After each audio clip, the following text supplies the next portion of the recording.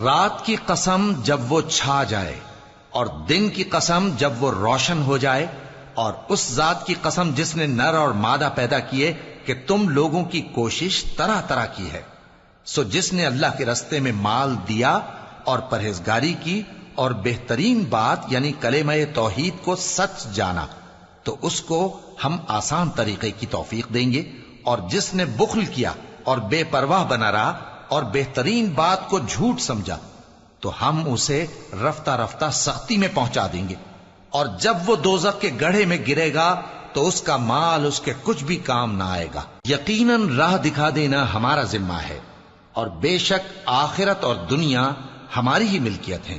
سو میں نے تم کو بھڑکتی آگ سے خبردار کر دیا ہے،